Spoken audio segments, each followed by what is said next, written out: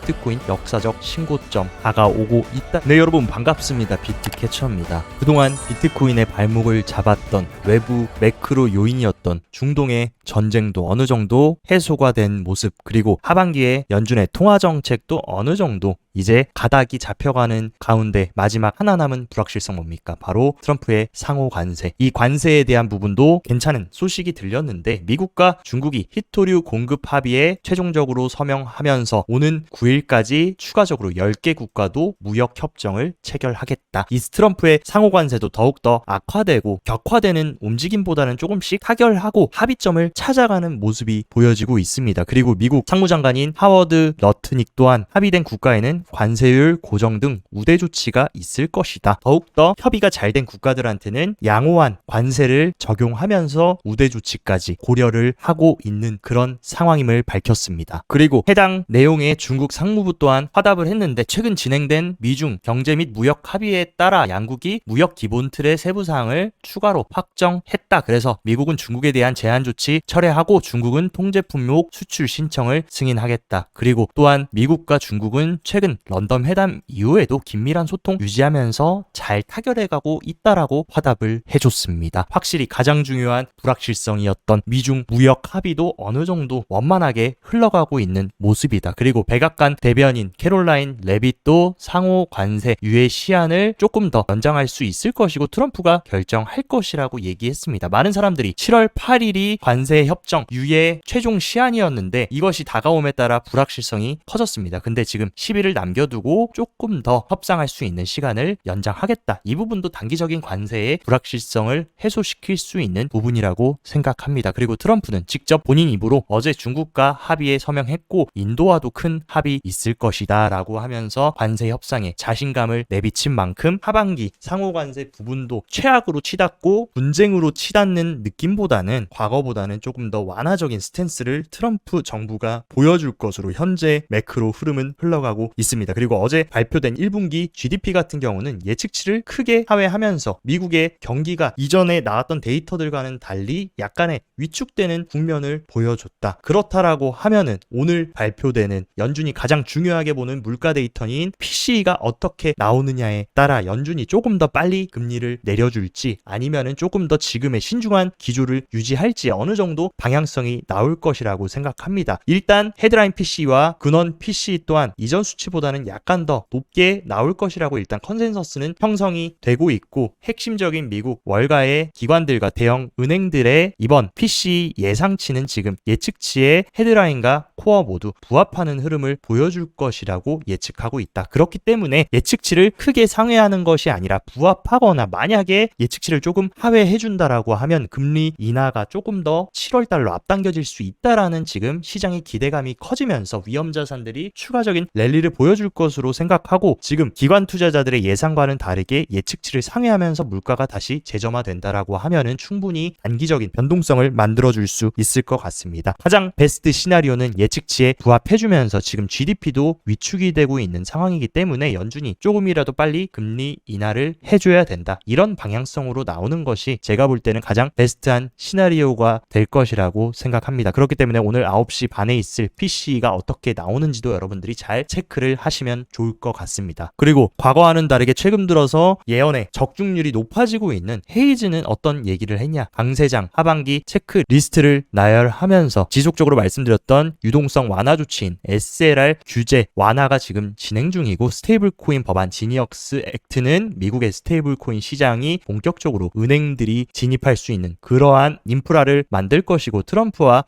비비는 이스라엘 대통령 네타냐후의 별명입니다. 비비와 이란의 최고 지도자 하메네이 모두 갈등이 끝났다고 가장하고 있으므로 비트코인 역사적 신고점 다가오고 있다라고 매우 불리시한 발언을 해준 상황입니다. 그리고 실제로 크립토 개별 시장 규제 흐름 또한 미국의 AI 크립토 차례인 데이비드 sak스가 포괄적인 암호화폐 시장 구조 법안 이것에 대한 명확한 일정에 대해서 공개를 했습니다. 그래서 8월 휴회 전에 법안이 제출될 것이고 9월 첫째 주 그리고 9월 말에 최종적인 완료가 될 거다. 그래서 트럼프 대통령은 시장 구조에 대한 명확성 법안 클라리티와 스테이블코인 법안 지니어스를 지금 지지하고 있기 때문에 이것이 최종적으로 트럼프의 책상 위에 올라가기만 하면 빠르게 승인될 것이라고 친화적인 미국의 크립토 규제 환경에 대해서도 다시 한번 쐐기를 박아줬습니다. 미국 백악관 가상자산 자문위원장 보아인스도 미국이 지금 전략적 비트코인 비축 인프라 구축을 착수했으며 핵심 골자는 트럼프 행정부가 예산 중립적 방식으로 비트코인 보유량을 늘리는 방안을 지금 적극적으로 검토하고 있다. 기존처럼 압수한 비트코인 물량만 안 팔고 보유하는 게 아니라 물량을 점진적으로 조금씩 더 많이 축적해가는 방향으로 지금 긍정적인 논의가 이루어지고 있다라는 소식이 들렸습니다. 그리고 인도의 집권당 또한 암호화폐 규제 명확성이 필요하며 우리도 미국처럼 비트코인 비축 고려해야 된다라는 지금 얘기들이 나오고 있다. 이런 식으로 다시금 국가적 차원의 비트코인 비축에 대한 얘기들도 또다시 수면 위로 올라오고 있는 상황입니다. 그리고 미국 1위 거래소이자 지금 미국 정치권에도 강력한 영향력을 끼치고 있는 코인베이스 CEO 브라이언 암스트롱은 본인 트위터에 우리는 매주 더 많은 비트코인 사고 있다 하면서 롱 비트코인 강세에 대한 강력한 자신감을 내비쳤고 그리고 코인베이스는 이제 본격적으로 미국의 영구 퍼페추얼 암호화폐 선물 상품을 7월 21일 날 출시를 합니다. 코인베이스가 이런 식으로 영구 선물을 미국에 출시하고 비트코인과 이더리움으로 시작을 한다고 하는데 그렇게 되면 훨씬 더 많은 미국의 개인들과 기관들의 수요가 충분히 들어올 수 있는 중요한 트리거가 될 것으로 판단하고 있습니다. 그리고 미국 상장사 크립토 플랫폼인 벡트 홀딩스 또한 10억 달러라는 어마어마한 자금을 조달해서 비트코인을 비축할 것이라는 업데이트를 공식적으로 제출을 했고 전 바이낸스 CEO 창펑자오 같은 경우는 비트코인이 모기지 준비자산으로 인정된다는 최근 연방주택금융청 FHFA의 소식을 인용하면서 현재 아메리칸 드림은 집을 소유하는 거다. 하지만 미래의 아메리칸 드림은 뭐냐? 0.1개의 비트코인을 소유하는 것이 될 것이다. 미국의 집값보다 나중에는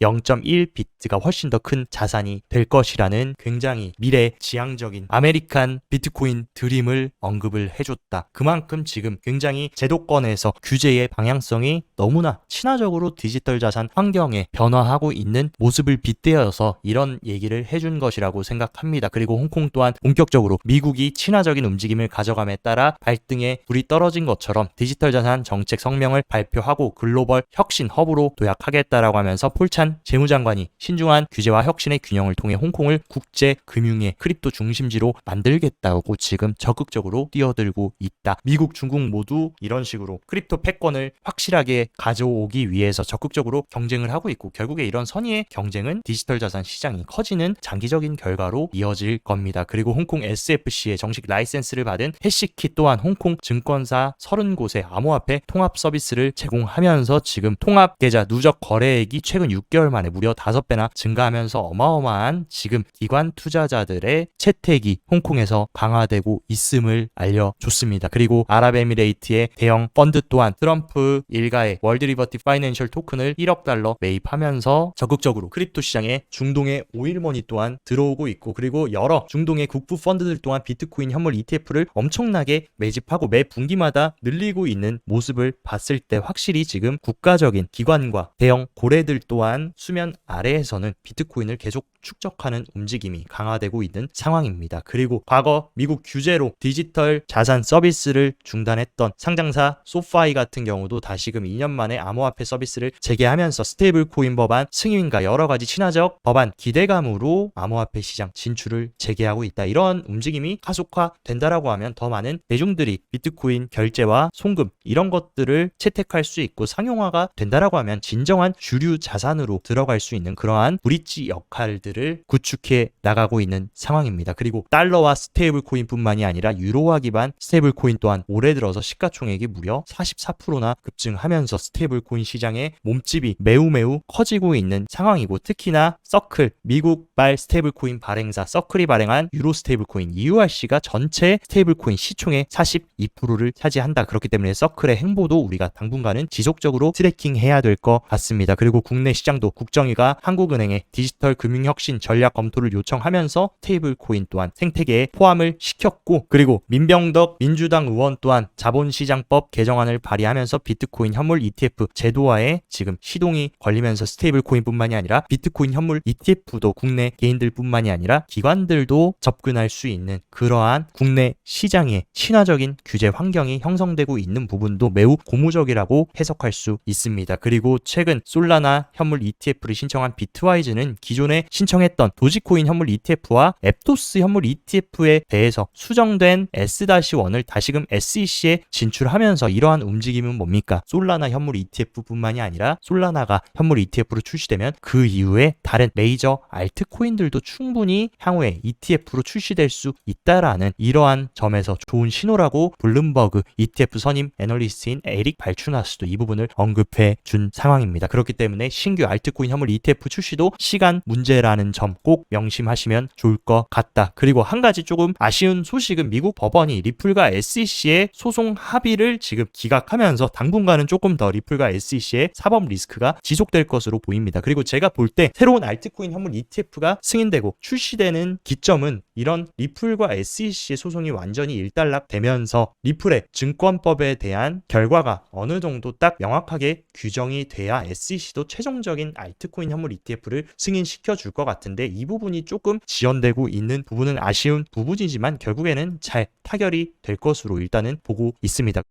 몇 가지 비트코인 온체인 데이터 흐름도 체크를 해보자면, 비트코인이 최근 이런 식으로 중동발 리스크로 조정을 주면서 변동성을 줬지만 10개 이상의 비트코인을 보유하고 있는 상어와 고래들의 지갑은 이때를 기점으로 오히려 조정이 나올 때 더 많은 지갑들이 생겨났고, 그리고 현물 시장의 거래량 또한 보통 단기 고점에서는 이런 식으로 현물 거래량이 튀고 나서 조정이 본격적으로 시작됐습니다. 근데 비트코인은 지금 다시금 100K를 회복했지만 현물 거래량이 미비하다는 거, 즉 지금은 오히려 과거처럼 이런 조정의 구간과 비슷한 수준의 움직임을 보여주고 있는 것은 지금이 오히려 고평가 과열의 구간이 아닌 지금 축적의 구간, 그 이후에 충분히 다음 강세 랠리가 나올 수 있음을 시사하고 있다라고 생각합니다. 그리고 비트코인 현물 거래량 버블맵 같은 경우도 보통 단기적인 국지적 고점에서는 이런 식으로 오버히팅 과열된 모습을 보여주고 그 이후에 조정이 나왔던 패턴을 보여주고 있습니다. 반대로 바닥 지지 구간에서는 쿨링 기간을 가지고 그 이후에 의미 있는 상승이 나왔는데, 지금 자리도 100K 위에 위치하면서 강한 모습을 보여주고 있지만 시장은 과열이라기보다는 오히려 지금 과열을 해소하고 있는 구간이다. 그렇기 때문에 이 구간이 잘 지나가고 고래와 기관들의 축적이 마무리가 된다라고 하면 다음 챕터로 넘어갈 수 있는 그런 변곡점이라고 생각이 듭니다. 그리고 비트코인 단기 트레이딩 하시는 분들 계시기 때문에 차트 흐름도 일단 체크를 해보자면, 제가 중요하게 지켜줘야 된다 말씀드렸던 노란색 20일 이동평균선과 50일 초록색 이동평균선이 맞물리는 구간을 지금 비트코인이 확실하게 안착을 하면서 수렴 상단을 시도를 하고 있습니다. 어쨌든 수렴 상단에 약간의 저항을 받으면서 107K에 위치하고 있지만 지금 수렴 끝부분에 위치한 만큼 조만간 상방이든 하방이든 수렴을 이탈하는 쪽으로 방향성이 나올 것으로 생각하고, 만약에 수렴 상단을 시도해준다라고 하면은 직전 고점인 109K 구간을 확실하게 돌파 후 안착해주는지를 여러분들이 체크를 하셔야 될 것 같습니다. 하지만 만약에 오늘 PC가 예상보다 좋지 않게 나오고 물가가 다시 재점화되고 있다라는 소식이 나온다라고 하면 충분히 기술적인 눌림은 줄 수 있지만, 계속 말씀드렸던 이 100에서 102K 이 강력한 지지 매물대를 다시금 훼손하고 큰 폭의 하락이 나오기보다는 약간의 횡보하면서 조금 지지부진한 횡보 박스권 움직임이 나올 수 있습니다. 그렇기 때문에 오늘 PC가 어떻게 나오느냐에 따라 수렴으로 이탈하는 방향성을 잘 체크하시고 일봉 종가로 컨펌이 나는 방향으로 당분간의 단기 추세는 결정이 될 것으로 생각합니다. 그리고 많은 분들이 알트코인에 대해서 걱정을 많이들 하시는데, 현재 지금 알트코인 시즌 인덱스는 아직도 바닥권에 위치를 하고 있다. 그렇기 때문에 지금은 확실히 비트코인이 알트코인보다 강세의 구간임은 부정할 수 없는 사실이지만, 뒤집어서 얘기하면 알트코인은 지금 상대적으로 저평가 구간이다. 그렇다라고 해서 알트코인을 아무거나 진입해도 되나요? 이렇게 물으신다면 이번 사이클만큼은 다시금 알트 시즌이 온다 그래도 모든 자발트부터 밈코인 이런 것들까지 다 급등하는 패턴보다는 확실하게 기관들이 들어올 수 있는 펀더멘탈이 좋고 장기적으로 성장할 수 있는 그런 메이저 알트코인들은 충분히 다시금 알트 시즌이 온다라고 했을 때 의미 있는 움직임을 기대해 볼 수 있기 때문에 그런 것들 위주로 여러분들이 고려를 하시는 게 좋을 것 같습니다. 그리고 비트코인 선물 거래소들의 지금 미결제 약정 추이를 보더라도 보통 단기 고점 부근에서는 미결제 약정이 크게 튀면서 엄청난 과열 이후에 조정이 나오는 패턴을 보여줍니다. 하지만 현재 구간 같은 경우는 비트코인이 지금 100K 구간에 위치함에도 불구하고 미결제 약정이 지금 바닥이라는 거, 그만큼 시장에 대한 개인들의 관심이 바닥이다. 이 얘기는 뒤집어서 말하면 충분히 이 기간을 지나고 나면 과거 고점 패턴처럼 미결제 약정이 증가하면서 큰 상승 랠리가 나올 수 있는 구간임을 시사하고 있습니다. 그리고 강세장 수익 실현 트렌드 같은 경우도 지금 자리는 과거에 이런 식으로 단기 고점 당시에 어마어마한 수익 실현이 나왔는데 지금은 단기 고점이라고 보기에는 너무나 위축된 수익 실현이 나오고 있는 만큼 충분히 이 시기가 잘 지나가고 난다라고 하면 다음 의미 있는 블랠리가 올 수 있는 자리라고 생각합니다. 그리고 비트코인 펀더멘탈 인덱스도 체크를 해보자면 최근 중동 전쟁으로 하방 추세로 들어갔던 펀더멘탈 인덱스가 다시금 약간의 회복세를 보이면서 고개를 들어주고 있고 네트워크 성장과 단기 유동성 흐름 또한 다시금 확장 국면으로 들어가면서 확실히 약세 국면을 끝내고 다시금 또 새로운 강세 국면으로 들어가려는 준비를 하고 있다라고 생각합니다. 비트코인의 단기적인 흐름을 가로막았던 매크로적인 불확실성들이 하나 둘씩 지금 타결이 되고 있는 만큼 이제 장애물들이 많이 해소된 상황이다. 그렇기 때문에 충분히 하반기는 우리가 조금 기대해봐도 되지 않을까라고 생각이 들고 우리들의 세일러 형님은 또다시 핵심 자산군들의 올해 상승률 데이터를 올려줬는데 여기서도 단연 모든 이런 메이저 매그니피션트 7부터 금,